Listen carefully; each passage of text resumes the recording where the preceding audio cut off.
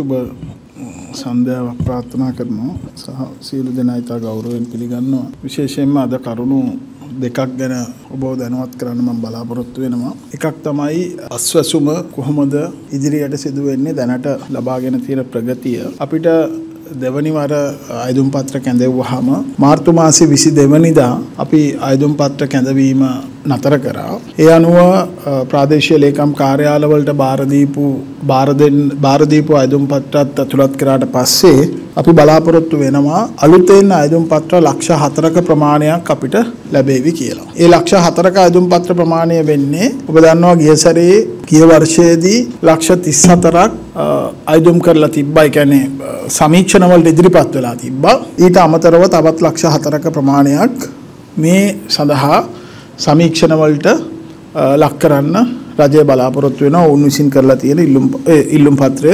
ප්‍රකාරව. අනුව මැයි මාසයේ ඉඳලා මේ පළවෙනි වර ආයුධම් කරපු ලක්ෂ 34 නැවත සමීක්ෂණයක් සිදු කරනවා. ඒ වගේම අලුතෙන් ඉල්ලුම් පත්‍ර ඉදිරිපත් කරපු ලක්ෂ 4 සම්පූර්ණ සමීක්ෂණයක් සිදු වෙනවා. මේ කටයුත්ත වාර්ෂිකව සිදුවන වැඩ කටයුත්තක්. ඒ අනුව අපි බලාපොරොත්තු වෙනවා අපේ රටේ වැඩිපුරම සහනාධාර ලබන්න සුදුසු නිවැරදිම කණ්ඩායම තෝරා ගැනීමේ ක්‍රමවේදයට තවදුරටත් ක්‍රමවේදය ශක්තිමත් කරගන්න. ඒ අනුව සමහර අයගේ යම් සැකයක් තියෙනවා අර මුදුකාංගය භාවිතා කරද්දී Tamanට පළවෙනි වර QR කේතයක් ලැබිලා තිබ්බනම් QR කෝඩ් එකක් ඒ අය නැවත ඉල්ලුම් කිරීමේ අවශ්‍යතාවයක් නැහැ. නමුත් අපි සීමාවක් යෙදුවෙත් නැහැ. මොකද ඒ අයට ඉල්ලුම් කිරීමේ අවස්ථාව ලබා දෙන. නමුත් එක තැනකට යද්දී ඒ මුදුකාංගයේ විසින් ඔහු ලියාපදිංචි වෙච්ච අස්වැසුම ප්‍රතිලාභියෙක් බවට පරිවර්තනය වෙන්න අවශ්‍ය ඉල්ලුම් පත්‍රය ඉදිරිපත් කරපු කෙනෙක් කියලා දැනුම් දෙනවා. එතකොට සමහර අයට හිතුණා එතනින් එහාට එයාට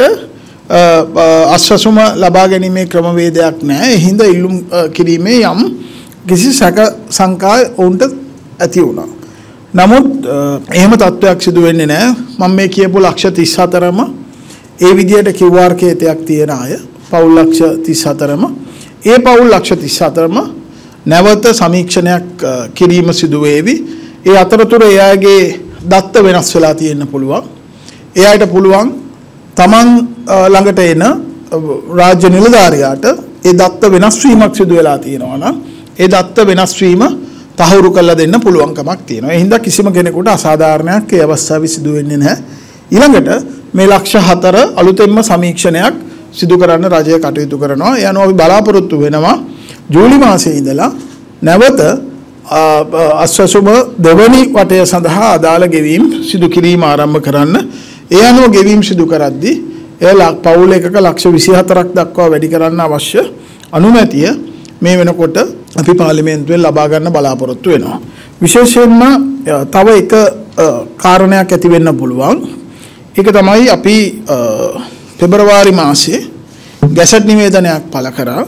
ඒ ගැසට් නිවේදනය අනුව ඒ ගැසට් නිවේදනය පළ කරන්න ප්‍රධාන හේතුව වුණේ විවිධ තැන් වලින් ලබා දීපු තොරතුරු පාර්ලිමේන්තුව විසින් ඉදිරිපත් කරපු තොරතුරු සලකලා අපි ප්‍රතිලාභීන් සංඛ්‍යාව ලක්ෂ 24ක් දක්වා පවුල් එකක ලක්ෂ 24ක් දක්වා වැඩි කරලා තියෙනවා.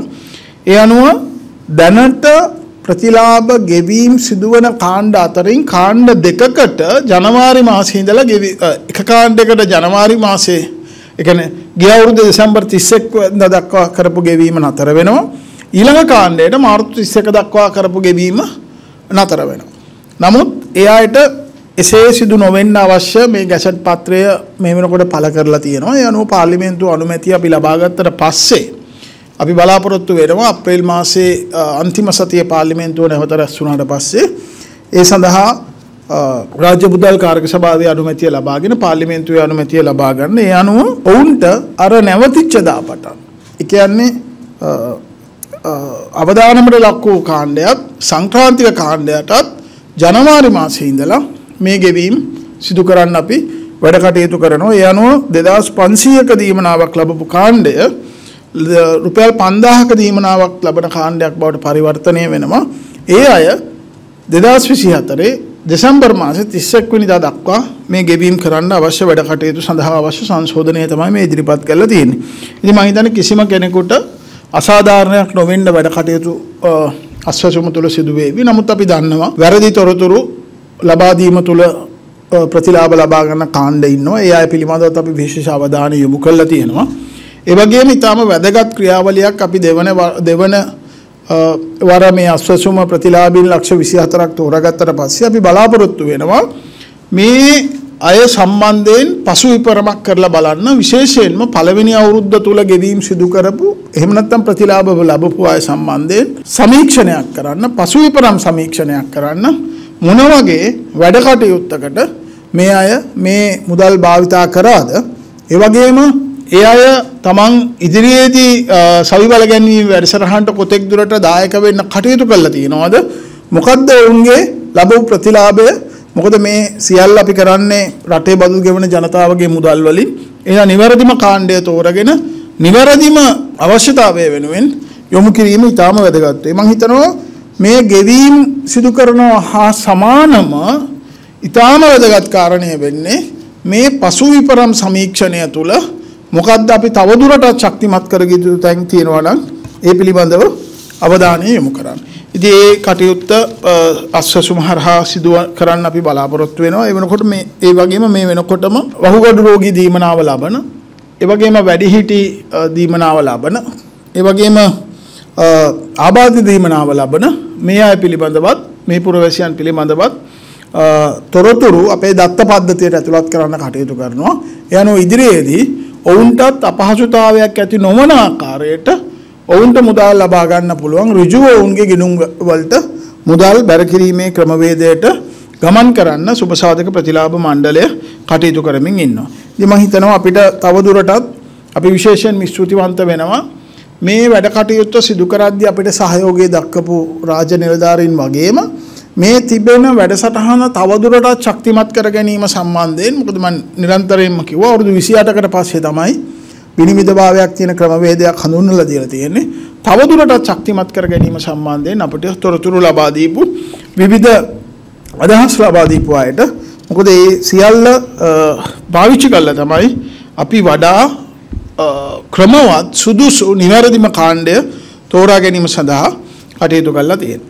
ඊළඟට රටක් හැටියට ගත්තොත් අපේ රටේ ආර්ථිකය ඔබ දන්නවා කාර්තු 6කට පස්සේ 2023 තුන්වෙනි කාර්තුවත් හතරවෙනි කාර්තුව තුලත් ආර්ථිකයේ ප්‍රසාරණයක් වෙන්න පටන්. කාර්තු 6ක දිගට ඍණ ආර්ථික වර්ධන වේගයක් තිබ්බ රටක් 2023 තුන්වෙනි කාර්තුවෙත් 23 හතරවෙනි කාර්තුව තුලත් විශේෂයෙන්ම හතරවෙනි කාර්තුව තුල කැපිපේන 4.5ක වර්ධනයක් අපිට ළඟා කරගන්න පුළුවන්. මේ ළඟා කරගත්තේ ජනාධිපතිතුමා සහ රජය ජාත්‍යන්තර මූල්‍ය අරමුදලත් එක්ක, ඒ වගේම අනිකුත් ජාත්‍යන්තර මූල්‍ය පහසුකම් ලබා දෙන ආයතන, ලෝක බැංකුව, ආසියානු සංවර්ධන බැංකුව වගේ අනිත් පැත්තෙන් අපේ ණය හිමියන් එක්ක මේ සියලු දෙනා එක්ක අත්වල බැඳගෙන කටයුතු කරන්න පුළුවන් පිළිගත් ක්‍රමවේදයකට රටේ පාලනය සහ මූල්‍ය පාලනය ගමන් කරවීම තුළ. ඒ තුළ අපි පිළිගන්නවා ජනතාවට කෙටි කාලීනව අපහසුතා පැමිණියා.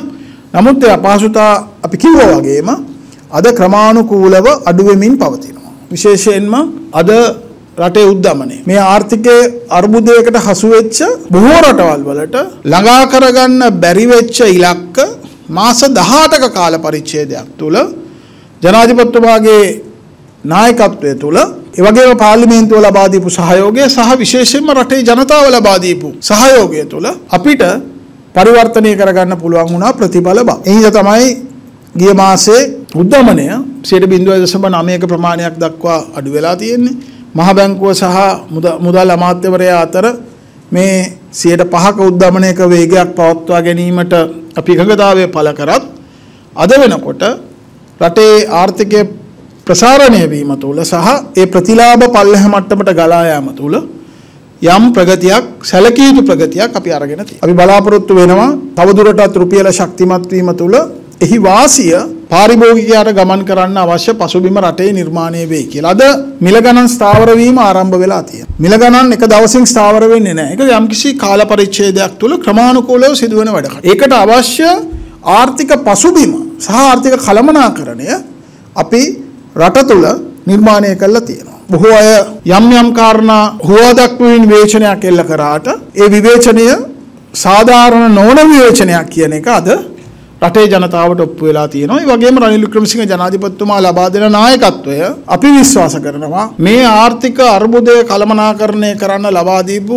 දක්ෂතම සහ හොඳම නායකත්වයේ හැටියට ඔප්පු වෙලා තියෙනවා. ඒ වගේම ඉදිරියට ඒ නායකත්වය අපිට රටක් හැටියට අවශ්‍ය වෙනවා. ඒකට හේතුව බොහෝ අයට හිතෙනවා දැන් රට සාමාන්‍ය තත්ත්වයට ඇවිල්ලා තියෙනවා. දැන් රට ස්ථාවර වෙලා තියෙනවා. ඒ හින්දා ඕන කෙනෙකුට මේක පාලනය කරගෙන යන්න පුළුවන්. හැබැයි එහෙම තත්ත්වයක් තාම නැහැ. තාම හොඳ කළමනාකරණයක් තුළ ඍජු තීන්දුව ගැනීම තුළ නිවැරදිව මේ ආර්ථික කළමනාකරණය වටහා ගැනීම තුළත් ජාත්‍යන්තරයේ විසින් ලබා දෙන සහයෝගය තුළත් පමණයි අපිට මේ ඇති කරගත්ත ස්ථාවරත්වය ක්‍රමානුකූල වර්ධනයක් කරා අරගෙන යන්න පුළුවන් වෙන්නේ. ඒක අපේ ඉලක්කය 2%ක වර්ධන වේගයක් වුණාට 2024 අවුරුද්ද අපිට දැඩි විශ්වාසයක් තියෙනවා අපිට 2024 අවුරුද්දේ 2% ඉක්ම වූ ආර්ථික වර්ධන වේගයකට යන්න පුළුවන් වෙයි කියලා. අද බඩු මිල ක්‍රමානුකූලව අඩු වෙනවා. විශේෂයෙන්ම රුපියල ශක්තිමත් වීම ඇමරිකානු ඩොලරයට සාපේක්ෂව විශාල පිටුවහලක් බවට පත් වුණා. උද්දමනයේ 0.9% ප්‍රමාණය දක්වා අඩු වෙන්න ඒ විශාල පිටුවහලක් බවට පත් වුණා. තමුන්නාන්සලා දන්නවා 2022 පස්සේ විශේෂයෙන්ම 2022 මැද භාගයේ නිල වශයෙන් මේ විනිමය අනුපාතය ප්‍රකාශ නොකළත් ප්‍රකාශ කරලා තිබ්බත් කළු කඩේ තමයි වැඩිම ඉල්ලුම තියෙන්නේ. රුපියල් 420 ඉක්ම වූ මිලකට විනිමය අනුපාතය නිල නොවන විනිමය අනුපාතය ගමන් කරා. ඒ තුළ දැඩි මිල අස්ථාවරභාවයක් ඇති වුණා. ඒකේ දැඩි පීඩනයක් ජනතාවට දැනුණා.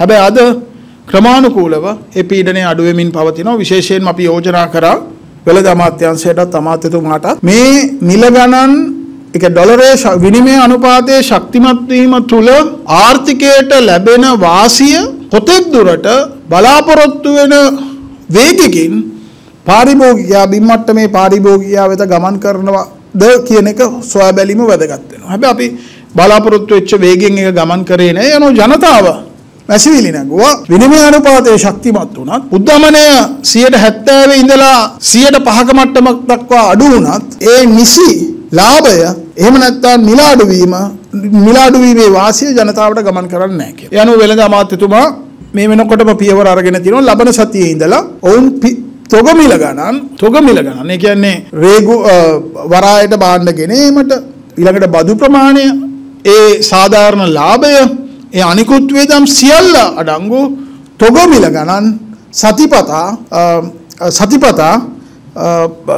දැනුම් දෙන්න වෙළඳ අමාත්‍යාංශය ලබන සතියේ ඉඳලා ආරම්භ කරා. එතකොට තොග මිල ගණන් දැනුම් දුන්නාම එතනින් එහාට සිල්ලර මිල ගණන් පිළිබඳව ජනතාවට අවබෝධයක් ලබා ගන්න පුළුවන්. ඒ අනුව මිල තවදුරටත් ස්ථාවර වෙලා සාධාරණ මිල ගණන් තුල ආර්ථිකයේ ඇතිවන ප්‍රසාරණය විනිමය අනුපාතයේ ඇතිවන ශක්තිමත් වීම ඍජුවම පාරිභෝගිකයා වෙත ගමන් කිරීම ආරම්භ කරයි. මෙතෙන්ට ආපු ගමන ඊටාම කටුක ගමන. අද මැතිවරණයක් ඉලක්ක කරගෙන දේශපාලන වේදිකාවේ මත ප්‍රකාශ කරාට මේ කිසිම කෙනෙක් මේ කටුක අත්දැකීම තුළ 2022 තිබ්බ වගකීමක් බාර අරගන්න කැමැත්ත ප්‍රකාශ කරේ නැහැ. ඔවුන් අදටත් කරන්නේ විවේචනයක් පමණයි. මම ඊටාම වගකීමෙන් කියන්නේ මම රජය නියෝජනය කරන മന്ത്രിවරයෙක් අමාත්‍යවරයෙක් හින්දා නෙවෙයි. පාර්ලිමේන්තුව තුලත් ඉන් පිටතත් නැවත මේ රට අර්බුදකාරී තැනකට නොයන්න පුළුවන් අදහසක් ප්‍රකාශ කිරීමට විපක්ෂයට බැරි වෙලා. අපි කනගාටු වෙනවා මේ පිළිබඳව. තාම සිල්ලර වශයෙන් මේ අර්බුදය අරගෙන මේ අර්බුදයේ දිග පළල පිළිබඳ අනවබෝධයෙන් ඔවුන් හිතනවා මෙතෙන් පටන් ඉදිරියට ගමන් කරද්දී මේ මෙතෙක් අපි සිදු කරපු අසීරු ප්‍රතිසංස්කරණ සියල්ල ආපස්සට හරවලා ජනතාව අහන්න කැමති අහන්න බලාපොරොත්තු වෙන අදහස් පමණක් ප්‍රකාශයට පත් කරලා දේශපාලන වශයෙන් වාසියක් ගන්න පුළුවන්. එය ඊටාම බරපතල අවදානමකට මේ රට නැවත ඇදදෙනවා. එහෙනම් මේ පිළිබඳ කළමනාකරණයේ අවබෝධයක් තියෙන්න ඕනේ. හැකියාවක් දක්ෂතාවයක් තියෙන්න ඕනේ. ඒ කළමනාකරණය කොතෙක් දුරට සීරුවෙන් කරන්න පුළුවන්ද කියන කාරණේ පිළිබඳ අවධානයෙන් ඉන්න. එහෙනම් විපක්ෂයේ හැටියට වුන් ඉන්නේ ඒකයි. ඔවුන්ට වගකීම බාර ගන්න පුළුවන් වෙච්ච වෙලේ අවස්ථාව තිබ්බ වෙලේ ඒ වගකීමට ඔවුන් උරදින්නේ නැත්තේ දේශපාලනික වශයෙන් ඔවුන්ට අනාගතයේදී ඇති වෙන්න පුළුවන් වාසිය සහ අවාසිය ගැන බලලා මිසක් අද මේ ජනතාව පිළිබඳව කිඹුල් කඳුළු හෙළුවට ජනතාවගේ දුක් ගැහැට වලට පිළිතුරු ලබා දෙන්න විතර නෙවෙයි. ඔවුන්ට ඒක කරන්න බෑ. පැහැදිලිවම බෑ. කතාව රසවත් ආන්න පුළුවන් ආකාරයට කියනවා. හැබැයි ඒ කියන එකක්වත් කරන්න පුළුවන් දේවල් නෙමෙයි. අපි ණය ප්‍රතිහෝගතකරණය සම්බන්ධයෙන් රටක් හැටියට මේ ජාත්‍යන්තර මූල්‍ය අරමුදලේ වැඩසටහන ඒක සමග ඒකාබද්ධව අද ප්‍රගතියක් ලැබලා තියෙනවා. අපි ඉතා සාර්ථකව අපේ දෙවෙනි සමාලෝචනය ජාත්‍යන්තර මූල්‍ය අරමුදලත් සමග මීට සති දෙකකට කලින් අවසන් කරා. ඒ අවසන් කරලා කාර්ය මණ්ඩල මට්ටමේ මාණ්ඩලික මට්ටමේ එකඟතාවයකට ඇවිල්ලා තියෙනවා. මේ එකඟතාවය අපිට ජූනි මාසෙ විතර වෙද්දී තුන්වෙනි වාරිකය ලබා ගැනීම සඳහා අතිශයින් පිටුවහලක් බවට පත්. හැබැයි අතරතුර අපි තවදුරටත් සම්පූර්ණ කළ යුතු කාරණා තියෙනවා. අපි ද්විපාර්ශ්වික වශයෙන් අපේ ණය හිමියන් සමග මේ වෙනකොට ඇති කරගත් එකඟතා අවබෝධතා ගිවිසුම් බවට පරිවර්තනය කරන්න අවශ්‍ය වැඩ කටයුතු සිදු කරමින් පවතිනවා. ඒ වගේම පසුගියදා අගමැතිතුමා චීනයේ සංචාරය කරා. විශේෂයෙන්ම මේ ණය ප්‍රතිවගතකරණය සිදු කිරීමේදී ජපානය, ප්‍රංශය, ඉන්දියාව සමසභාපතිත්වයේ දරන නිල ණය හිමියන්ගේ කමිටුව වගේම නිල ණය හිමියන්ගේ කමිටුවට නිල වශයෙන් ඇතුළත් නොවෙත්ත චීනය අපේ වැදගත් ණය හිමියෙක්. මේ වෙනකොට අර නිල ණය හිමි කමිටුවත් ණය හිමියන්ගේ කමිටුවත් ඒ වගේම පැරිස් ක්ලබ් සෙක්‍රටරියට් එකත් මේ එකගතා අවබෝධතා ගිවිසුම් බවට පරිවර්තනය කරන්න අවශ්‍ය වැඩ කටයුතු සිදු කරමින් පවතී. ඒ වගේම චීනය ණය ප්‍රතිහෝගතකරණය සඳහා අවශ්‍ය සහයෝගය ලබා දෙන්න සූදානමින් සිටින බව නැවත වාරයක්. ඒ කියන්නේ අපි මේ අගමැතිතුමා සහ චීන ජනාධිපතිතුමා අතර පැවති සාකච්ඡාව තුළදී ඉතා පැහැදිලිව උන් ප්‍රකාශ කරා ශ්‍රී ලංකාව ආර්ථිකමය වශයෙන් ඉදිරියට යෑම සහ ණය ප්‍රතිහෝගතකරණය කිරීමේ වැඩසටහන අවසන් කිරීමට චීනය සහයෝගය දෙන බවත් ඒ සඳහා ජාත්‍යන්තර මූල්‍ය අරමුදලත් සමග ඒකාබද්ධව කටයුතු කිරීමට අවශ්‍ය වැඩ කටයුතු සිදු කරන බවත් අගමැතිතුමාට චීනයේ ජනාධිපතිතුමා විසින් දැනුම් දුන්නා. ඒ අනුව අපේ පෞද්ගලික ණය හිමියන් සමග සාකච්ඡා අපේ මූල්‍ය උපදේශකයන් සහ ඔවුන්ගේ මූල්‍ය උපදේශකයන් අතර සිදු වෙමින් පවතිනවා. අනිකුත් ණය හිමියන් සමග කරන සාකච්ඡා වගේම අපි හිතනවා අපිට ජූනි මාසෙ වෙද්දී ජාත්‍යන්තර මූල්‍ය අරමුදලේ විධායක මණ්ඩලයේ අනුමැතිය ලබා ගැනීම සඳහා අපිට ණය ප්‍රතිහෝගතකරණය සඳහා අවශ්‍ය අනුමැතියන් ලබා ගන්න පුළුවන් වේවි කියලා. ඒ අනුව ඉදිරියට තවදුරටත් ආර්ථිකය ශක්තිමත් වෙනවා. දැනට නැවතිලා තියෙන ව්‍යාපෘති ආරම්භ වෙනවා. දැන් මේ වෙනකොට ප්‍රාදේශීය සංවර්ධනය වෙනුවෙන් අපි යොමු කරපු මුදල් ඒ වගේම සමහර ව්‍යාපෘති ආරම්භ වෙලා ඉදිරියට යනවා. ඒ තුලත් ආර්ථිකයට අවශ්‍ය ශක්තිය දැනෙමින් පවතිනවා. ඒ හින්දා ආර්ථිකමය වශයෙන් රට වර්ධනයක් කරාගෙන යන්න අවශ්‍ය ශක්තිමත් ආර්ථිකයක් කරාගෙන යන්න අවශ්‍ය වාතාවරණය රනිල් වික්‍රමසිංහ ජනාධිපතිතුමා ප්‍රමුඛ රජය සකස් කරලා ඒකේ ප්‍රතිලාභ මාස 16ක් විතර ගියාට පස්සේ ජනතාවට ලැබෙමින් පවතිනවා. මේ උත්සව සමය තුල අපි බලාපොරොත්තු වෙනවා ආර්ථික ක්‍රියාකාරකම් තව වැඩියෙන් සිදු වේ. ඊට පස්සේ වෙසක් සමය, පොසොන් සමය, ඒ වගේම රාමසාන උත්සව සමය, ඊළඟට අපේ රටේ නත්තල් සමය මේ ආදී සියලු උත්සව ජනතාවට සතුටෙන් සමරන්න පුළුවන් අවස්ථාවක් අද රජය නිර්මාණය කළා තියෙනවා. ඉතින් මම හිතනවා දේශපාලන වශයෙන් මොන ආකාරයේ විවේචන එල්ල වුණත් නිවැරදිව ආර්ථිකය කළමනාකරණය කිරීමේ වගකීම රනිල් වික්‍රමසිංහ ජනාධිපතිතුමා සහ රජය ඉටු කරලා තියෙනවා. ඉතින්දී අපි බලාපොරොත්තු වෙන්නේ තවදුරටත් ආර්ථිකය ශක්තිමත් කිරීම සහ එහි ප්‍රතිලාභ වේගවත්ව තවදුරටත් ජනතාවට ගලා යාමට කටයුතු කිරීම. ඔබතුමාට වෙන පැහැදිලි කිරීමක් අවශ්‍ය නම් ප්‍රශ්නයක් අහුවොත් උත්තර දෙන්න පුළුවන්. Minister, sorry, may I ask a question, please? Could you give us an idea of what is happening with the debt talks with the bondholders in London? And also, is there a timeline with MOU and also the agreement with China Exim Bank? Is there an indication of when these agreements will be signed, please? I cannot exactly indicate a timeline, but we want to finalize debt resolution within the second quarter, and it is very important for Sri Lanka to finalize the debt resolution, because for us to our case to be presented to the board, completion of the debt resolution is very important. Already with certain creditors we have reached agreements in principle.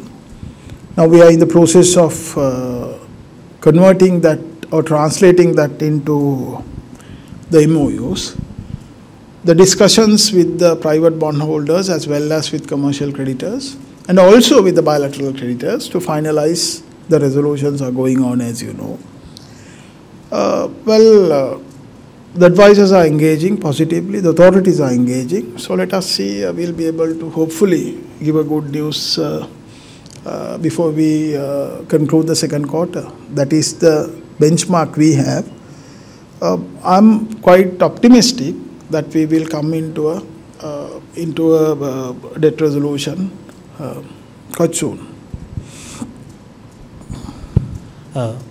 Minister, how do you see the election playing a role in the debt restructuring? Because more the dragging of debt restructuring will have an impact, or the election will have an impact on the debt restructuring. No, there is no dragging of it. The timelines, basically we were looking at the second review to conclude. So reaching a staff level agreement at the conclusion of the review was very important. We have reached that. If you see the first conclusion of the first review, we could not reach a staff level agreement. It took, I think, almost a month or so for us to reach a staff level agreement. But here we have reached a staff level agreement. So we think, as I said, the second quarter would be, this quarter would be a very important quarter for us, because we are looking at concluding our resolutions. So once we do that, we should be able to have access to the third tranche of $337 million. So what about the debt restructuring with the private bond? The engagements are going on. Once it is concluded, you will get to know the details. Until such time, I'm not in a position to talk about it. Yeah, but do you see uncertainty because of the elections? Because once there are changes in the government or the leader. Do you think there will be election by June? I can't say that, but how do you see that? I don't know. The president has not announced that the elections are going to be in June. So I don't think, if you see, there is no political uncertainty in the country. There is no political uncertainty in the country. I know the opposition wants to, create a perception among the creditors that there is political uncertainty in the country. Can you tell me a single reason why we should give the message that there is political uncertainty in the country? 2022, yes, but starting from 2022, mid-2022 to now, can you tell me a single instance where there was political uncertainty? There is financial stability in the country. The financial sector has all the confidence in the reform agenda, and we have started bearing fruit on that, on the reforms what we took forward. So the president has already indicated his view on the economic transformation law, which will be introduced hopefully by May, where we will comply all the reforms into one single legislation to ensure that the country will proceed on the correct path. So there is absolutely no political uncertainty in the country. So would the financial stability, in your view, would the financial stability ensure electoral stability? It is very important to ensure financial stability, because if you see, we want the interest rates to further fall down.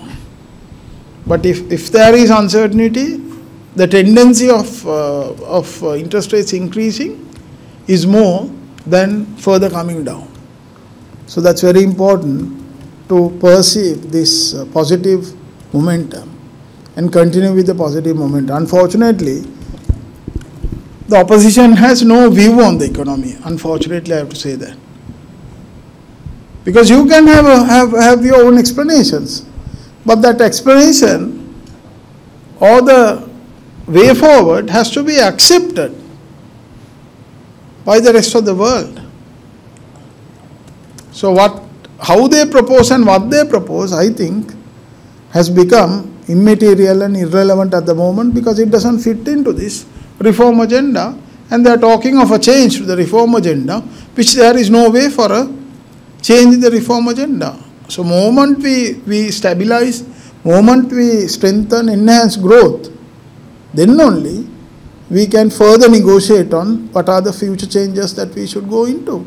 Until such time, however much the opposition say that if they come into power that they will look at a change in the IMF program, there is absolutely no way of changing the IMF program. If they try to change, the country will not have a future for over 4 weeks. Minister, the bondholders had earlier said there was no direct engagement and only the advisors were talking, and President said that actually the Governor and Treasury Secretary will go to London. So what is the outcome of the first round? Is it concluded? It's still going on? I'm not in a position to talk about the outcomes. But even though there were a lot of media reports saying that the authorities and the advisors are not engaging, that I think at that point itself we said that we denied that information which was published. Throughout we knew how important are bilateral creditors, commercial creditors and private bondholders to come into a debt resolution. Because we can't leave out a single party and come into a complete debt resolution. So we knew how important it is. But we always had planned it in a such way. We had the DDO completed first. We had the agreements in principle with the bilateral creditors. Then we started engaging with our commercial and bondholders. The advisors of bondholders as well as our advisors were engaging. So I think once we reach conclusions, you will get to know. But until such time, I don't think it is appropriate for us to talk about the negotiations with the advisors. So but we are optimistic that we will come out with a positive outcome. අපි දැක්ක දැන් ඔබතුමන් පැහැදිලි කිරීමක් කළා දැන් දෙවනි වාරිකයේ සුබ පණිවිඩයක් ලැබිලා තියෙනවා තුන්වෙනි වාරිකයේ සුබ පණිවිඩයක් ලැබිලා තියෙනවා කියලා. හැබැයි ලැබෙමින් පවතිනවා කියලා. හැබැයි ඉතින් විපක්ෂයෙන් කාරණාවන් මතුවෙනවා මේ අපි බලයට ආවහම මේ දැන් මේ රජයේ විසින් අරන් තියෙන ජනතා හිතවාදී තීන්දුව తీරන නෙමෙයි. හැබැයි අපි ආවන් පස්සේ අපේ තීරණ ඉදිරිපත් කරනවා මෙහෙම කියලා. හැබැයි අපි දන්න විදිහට ජාත්‍යන්තර මූල්‍ය ආධාර ගණන් කරන්නේ රජයක් එක්ක. මේ විදිහට වෙනස්කම් කරන්න පුළුවන් වේද අනාගතයේදී? අතරම විපක්ෂයක් හැටියටත් ජාත්‍යන්තර මූල්‍ය ආධාර නියෝජිතයන් සමග සාකච්ඡා කිරීම පිළිබඳව අපි ඍණාත්මකව බලන්නේ රජය හැටියට. ඒක හොඳයි. ඒ හින්දා අපි සම්බන්ධයක් නැතුව ඒ සාකච්ඡා සිදු වෙලා තියෙනවා. නමුත් මම එකක් කියන්න ඕනේ. පළවෙනි ඔබ කියව මේ කාරණාව එයාලා આવොත් වෙනස් කරනවා. එයාලා આવොත් මීට වඩා හොඳ ප්‍රතිඵලයක් ලබා ගන්න පුළුවන්. ඒ අවස්ථාව තිබ්බා. 2022 මම නැවතත් කියනවා රනිල් වික්‍රමසිංහ ජනාධිපතිතුමාට නෙවෙයි ගෝඨාභය රාජපක්ෂ ජනාධිපතිතුමා ඉස්සෙල්ලා රට බාර ගන්න කිව්වේ. ඒ අවස්ථාවේදී රට බාර ගන්න කියපු අය බාරගත්ත නම් පැනලා දුවන්නේ නැතුව. දැන් බලයට ආවොත් මේව කරනවා කියලා කියන අයට ඒ අවස්ථාවේ ස්වේච්ඡාවෙන් කියන්න තිබ්බා අපිට දෙන්න බලය අපි රට පාලනය කරලා පෙන්නන්නම් කියලා. ඒ දෙකෙන්ම පැනලා ගියපු අය දැන් මැතිවරණ වේදිකාවකට ඇවිල්ලා කියනවා මැතිවරණ ප්‍රකාශ වෙලා නොතිබ්බා දේශපාලන වේදිකාවකට ඇවිල්ලා කියනවා අපිට තිබ්බා නම් අපි මීට වඩා හොඳට කරනවා කියලා. ඉතින් අවස්ථාව තිබ්බා කරේ නැහැ. අවස්ථාව ගන්න වෙලාවක් තිබ්බා ගත්තේ නැහැ. ඒ ඔක්කොගෙම පැනලා ගියා. හැබැයි මේ කියන ආර්ථිකය පිළිබඳ කරන විග්‍රහය විපක්ෂය මේ මහ පොළවේ ඇති වෙලා තියෙන යථාර්ථය තව දරුණු තැනකට තල්ලු කරන්න හේතු වෙනවා මිසක් හොඳ තැනකට ගෙනියන්න හේතු වෙන්නේ නැහැ. ඒකට හේතුව ඒ අයට හිතෙනවා දැන් මේ ගිනි ජංජාලවක තිබ්බ රටක් රනිල් වික්‍රමසිංහ ජනාධිපතිතුමා ආවිලා මාස 18ක කාලයක් තුල අලුත් ආර්ථිකයක් අලුත් රටක් වෙලා පරිවර්තනය වෙලා තියෙනවා. තව අපිට ගමන් කළ යුතු ගොඩක් දුරක් තියෙනවා. දැන් මෙතන ඉඳලා අපි ගත්තොත් අපිට කරන්න පුළුවන් වෙයි කියලා එයාලා හිතනවා. හැබැයි එයාලට එහෙම ගන්න වැඩපිළිවෙලකුත් නැහැ. අරගෙන කරන්න වැඩපිළිවෙලකුත් නැහැ. කරන්න පුළුවන් එකම මේ කියන වැඩපිළිවෙල තුල මට හැඟෙන්නේ එකම දෙයයි. ඒ රට ආපස්සට අරගෙන යෑමක් 2022කට වඩා දරුණු තැනකට ගෙන යෑමක් රට අපි මාස 18කින් නැවත ආර්ථිකමය වශයෙන් ස්ථාවර වුණා වර්ධනයක් වෙත පැමිණියා. හැබැයි විපක්ෂය කියන කාරණාවලදී නැවත කඩාවැටීමක් අනිවාර්යයෙන්ම සිදු වෙනවා. එසේ කඩාවැටීමක් සිදු වුණොත් නැවත නැගිටීමක් සිදු වෙන්නේ අවුරුදු 12කට 15කට පස්සේ කියන එක කවුරුත් අමතක කරන්න හොඳ නැහැ. හින්දා මේ විපක්ෂය හුදෙක් දේශපාලනික වශයෙන් තමන්ගේ ජනප්‍රියතාවය අරගෙන යන්න තියාගන්න කරන වැඩසටහනක් මිසක් වැඩපිළිවෙලක් වුන්ට නැහැ.